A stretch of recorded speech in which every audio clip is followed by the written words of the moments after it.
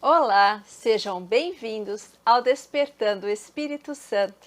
O meu nome é Daniela e hoje nós vamos conversar sobre a história de Zaqueu e também vamos ver alguns aspectos muito interessantes dessa passagem que ninguém conta. Mas antes, eu quero convidar você a se inscrever no canal, a deixar o seu like, que é o sinal de positivo logo aí embaixo da tela, a compartilhar com os seus amigos, espalhando a palavra de Deus e deixando os seus comentários, ok? Vamos pro vídeo.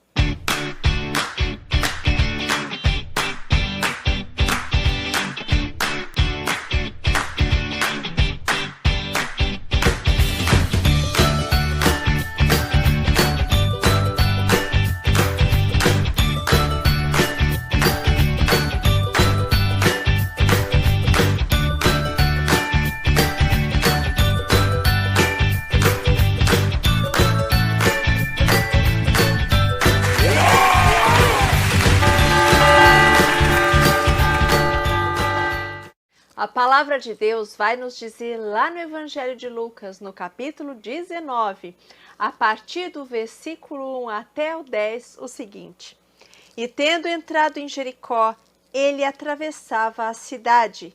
Havia lá um homem chamado Zaqueu, que era rico e chefe dos publicanos. Procurava ver quem era Jesus, mas não o conseguia por causa da multidão, pois era de baixa estatura.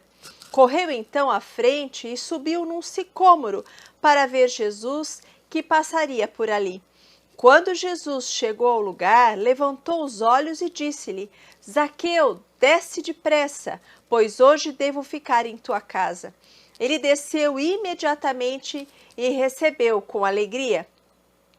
À vista do acontecido, todos murmuravam, dizendo: Foi hospedar-se na casa de pecador? Zaqueu de pé disse ao Senhor: Senhor, eis que dou a metade de meus bens aos pobres, e se defraudei alguém, restituo-lhe o quádruplo. Jesus lhe disse: Hoje a salvação entrou nesta casa, porque ele também é um filho de Abraão. Com efeito, o Filho do Homem veio procurar e salvar o que estava perdido. Palavra da salvação. Glória a vós, Senhor. Eu quero explorar com você muitos aspectos interessantes desta passagem, a começar pela caminhada de Jesus. Jesus está saindo da Galileia e se dirigindo para a cidade de Jerusalém. Nós temos então uma subida íngreme, na qual Jesus se dirige a Jerusalém, passando pela cidade de Jericó. Esta é a última Páscoa de Jesus. E Jericó era uma cidade razoavelmente próxima de Jerusalém. Uma cidade comercial, uma cidade rica, onde o comércio era intenso. E ao passar pela cidade, nós podemos ter ali uma radiografia dos costumes de Jericó. Portanto, Jericó, como cidade comercial, era rica e tinha uma estrutura suficiente de riqueza para acolher não só os cobradores de impostos, mas incluindo o chefe desses cobradores. Havia ali, então, uma grande coletoria de impostos. Nós precisamos ser informados, olhando esta passagem, que os publicanos eram aquelas pessoas que adquiriam de Roma o direito de fazer a cobrança dos impostos. Eles antecipadamente pagavam a Roma o valor dos impostos e depois adquiriam o direito de cobrar dos cidadãos. O grande problema era que, ao realizar a cobrança dos cidadãos, geralmente eles cobravam um valor muito maior, explorando o povo, que se via muitas vezes empobrecido, mas também obrigado a pagar, sob pena de perder a própria liberdade.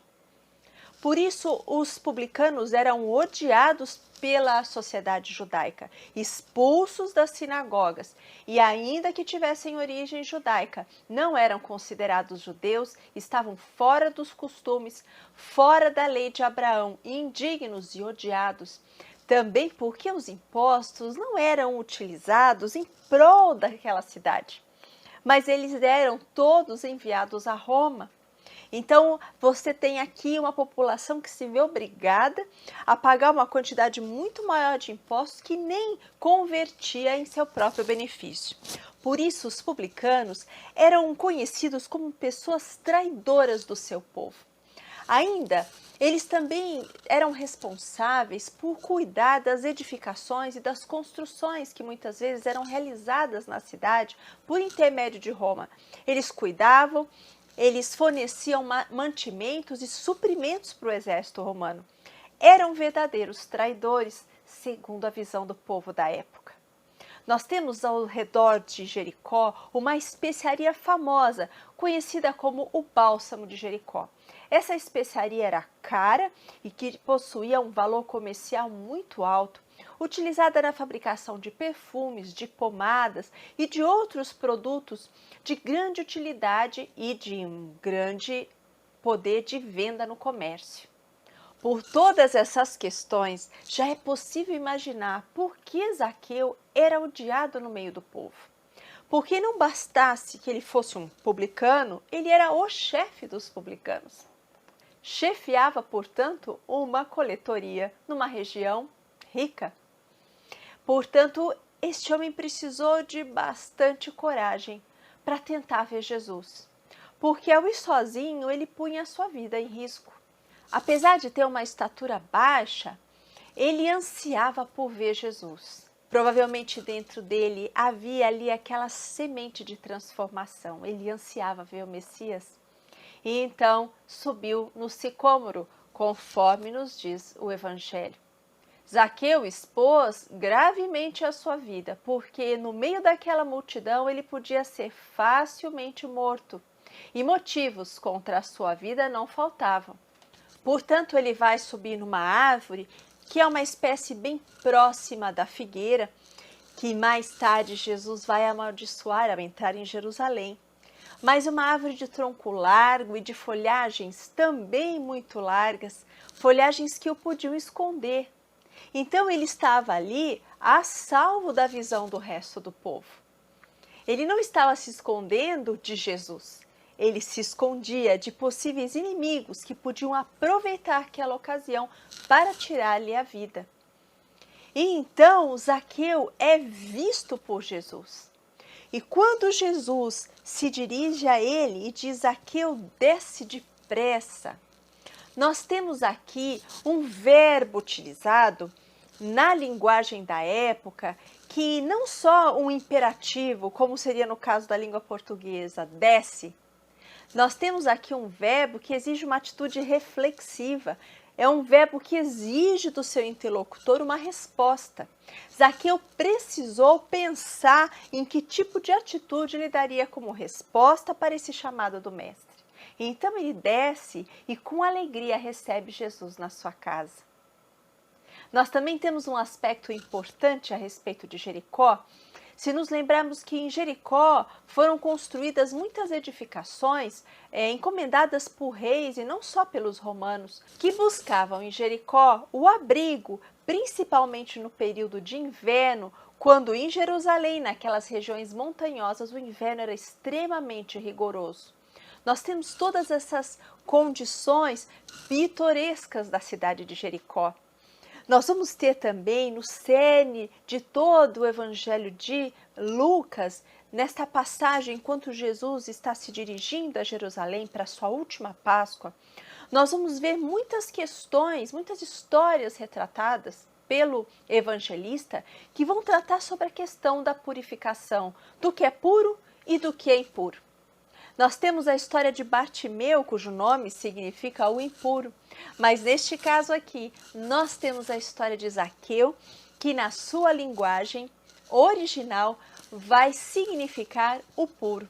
Veja bem, um homem cuja origem é judaica e também cujo nome significa pureza, o puro, o limpo, mas que está numa situação de vida totalmente impura e contaminada. Afastado da lei judaica, expulso do templo e, portanto, fora daquela comunidade que era da sua origem. Nós temos também no sicômoro uma árvore que é a prefiguração da cruz de Cristo. No sicômoro nós temos a visão da cruz de Cristo, porque o sicômoro era uma árvore cujos frutos são todos perfurados, assim como as mãos e pés de Jesus foram perfuradas. Nós temos aí uma grande figura a respeito de alguém que se refugia diante da cruz de Cristo, que logo logo estará sendo retratada nos evangelhos. Portanto, Zaqueu se refugia aos pés da cruz. Ele se põe debaixo da sombra do Altíssimo, do Senhor Todo-Onipotente, o lugar onde jorra toda a misericórdia, o lugar onde todo pecador obtém o perdão dos seus pecados e retorna ao coração de Deus. Essa é a grande figura de Zaqueu ali em cima do sicômoro. Ele está apoiado pela cruz, abraçado e salvo por aquela situação de sacrifício e pelo amor e a misericórdia de Deus que o alcançam exatamente naquele momento. Mas não bastasse o acolhimento do Mestre, que vai até a sua casa, que entra no ambiente que lhe é familiar, íntimo, secreto. Ele ainda quer dar ao Senhor a sua resposta de confissão, porque ele não só aceita que Jesus entre, ele quer dar ao Messias e à sociedade que está ao seu redor, a comunidade da qual ele faz parte, embora fosse odiado, ele quer dar uma resposta da sua confissão, ele quer demonstrar a sua fé. Então ele diz a Jesus da sua resolução em dar metade dos seus bens aos pobres e também restituir o quádruplo de tudo aquilo que porventura ele tenha indevidamente retirado das pessoas. Nós temos aqui Zaqueu usando o verbo restituir, o mesmo verbo que está lá na Torá, que manda que todo o judeu restitua aquilo que porventura ele prejudicar o seu irmão. Mas Zaqueu vai além. Ele diz que quer retribuir o quádruplo. A lei romana falava em restituição em quádruplo e em questões de furtos intencionais. Zaqueu quer dar uma resposta ainda maior, maior do que a lei, e ele o faz com alegria. Veja bem, quando nós aceitamos Jesus, buscamos a nossa conversão, voltamos para essa pátria celeste, na qual nós fazemos parte como filhos de Deus, nós acolhemos os mandamentos e as leis de Deus e o fazemos com alegria. Não fazemos mais como alguém que, diante da frieza da lei, apenas obedece os mandamentos. Não, ele o faz com alegria. Ele entende o contexto e o sentido de cumprir os mandamentos. Ele está de volta à casa do Pai. Ele está de volta à sua filiação, unido a Cristo. Por isso ele tem alegria em retribuir, em restituir. Ele tem a alegria daquele que se sente salvo, acolhido por Jesus. Zaqueu estava se sentindo completo. Por isso ele volta a cumprir a lei com alegria. E então Jesus vai dizer que não só a salvação entrou na sua casa, como também diz que então agora ele é um filho de Abraão. Ele volta a ser um verdadeiro filho de judeu, alguém realmente inserido entre os filhos de Deus. Nós poderíamos muitas vezes colocar lentes de aumento apenas sobre a situação da restituição, da coragem de Zaqueu, de abrir mão dos seus muitos bens em prol de restituir e dividir com os pobres. Mas se nós fixarmos atentamente os nossos olhos nessa passagem, nós vamos entender a grande coragem de Zaqueu. Ele precisou de grande coragem para subir naquela árvore. Ele expôs grandemente a sua vida a perigo. Provavelmente ele não andava sozinho no meio do povo, mas ali ele estava só, indefeso, sem nenhum tipo de proteção. É assim que deve ser a atitude daquele que se coloca diante de Deus, sem defesas, sem argumentos, sem proteção alguma, totalmente entregue, corajosamente, com o coração aberto, esperando que Jesus visite o nosso coração. Grande coragem este homem teve. E então nós nos perguntamos se nós mesmos teríamos coragem de nos arriscar do mesmo modo que Zaqueu se arriscou. Se arriscar a mudar de vida, se arriscar a mudar completamente a rota da sua própria vida, a deixar que o seu coração sofra tal transformação que até mesmo as suas posses e bens e o cuidado com a sua própria integridade física passe a não ser mais tão importante quanto receber de volta a filiação como filhos de Deus.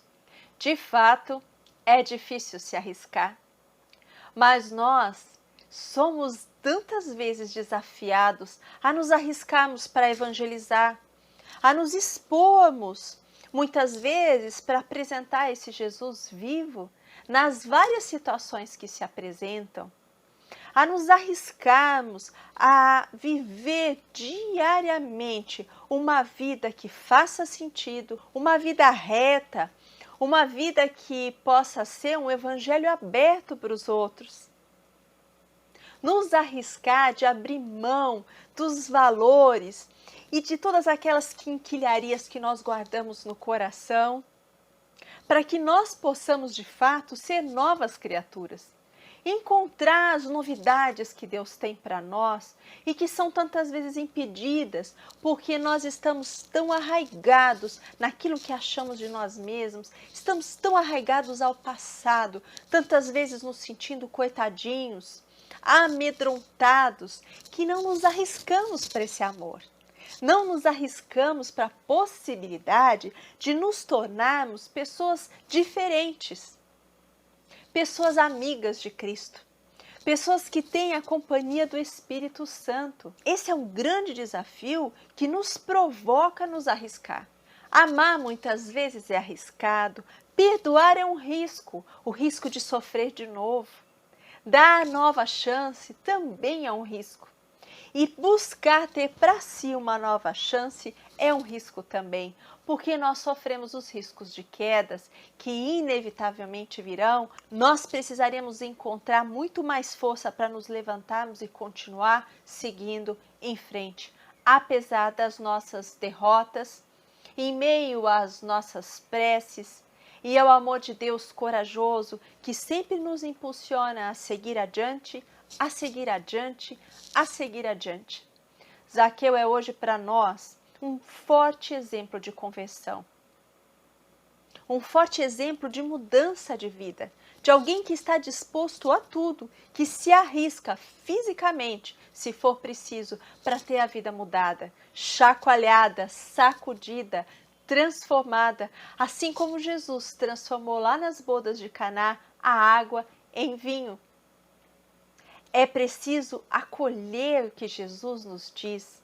É preciso levar as talhas onde for preciso levar e enchê-las para que então elas possam ser transformadas em vinho e no melhor vinho. Eu desejo que o Espírito Santo de Deus hoje encha você de coragem e de força para que você se arrisque a ser alguém melhor, para que você se arrisque nos braços de Jesus e deixe que Ele então possa transformar você tão completamente que o seu passado possa ser apenas uma sombra, um vislumbre do que você pode se tornar. Por isso nós queremos pedir ao Divino Espírito Santo que venha para nós neste momento. Doce, divino e bondoso Espírito, nós queremos, como Zaqueu, que ficou abrigado ali no sicômoro, nós queremos nos abrigar debaixo da cruz de Cristo. O lugar da compreensão, o lugar da misericórdia, o lugar do sacrifício, o maior símbolo do amor que existe. Nós queremos, diante da cruz de Cristo, pedir ao Espírito Santo que sejamos lavados naquele sangue sacrificial que se entregou por nós e que hoje nos lava, nos curando, nos libertando, levando a nossa vida para o eixo onde Jesus está, nos colocando em unidade com Ele, nos colocando como colaboradores do reino de Deus, nos transformando em pessoas que espalham a palavra de Deus, de tantos modos possíveis. Que nos transforme em verdadeiros filhos de Deus, que tem alegria em servir a Cristo, alegria em cumprir os seus mandamentos, alegria em observar uma vida que é a verdadeira vida, nos tirando daquela morte que, embora muitas vezes nós chamemos de vida, não nos traz gozo algum. Nós te pedimos, Espírito Santo de Deus, que você venha hoje nos encontrar como Jesus veio encontrar Zaqueu. Que hoje o Espírito Santo entre aí na sua casa, aí no seu trabalho, aí no lugar no qual você está, na situação na qual você está, e que hoje a salvação de Cristo entre e penetre neste lugar, para que todas as brechas sejam cobertas na cobertura do sangue de Jesus, abençoando e iluminando o seu caminho, derramando no seu coração a alegria de ser novamente reconhecido como filho de Deus, trazendo para a sua vida um novo rumo, uma nova história, te curando daquelas situações muitas vezes tão trágicas, das quais você não consegue mais se desvencilhar. Mas que hoje a força de Jesus Cristo, a força do seu Espírito Criador hoje, arranque você de toda a inércia, de toda a prostração, de toda a falta de ânimo, e te leve para um lugar mais alto, como aquela caminhada que Jesus faz até Jerusalém, te levando para lugares mais altos, onde a plenitude de Cristo se faz presente, onde a sua humanidade pode ser atingida pela luz do Espírito Santo de Deus, te fazendo crescer grandemente na altura e na estatura do sicômoro. Que tudo isso o Espírito Santo realize em nome de Jesus. Amém. Fique com Deus e até a próxima.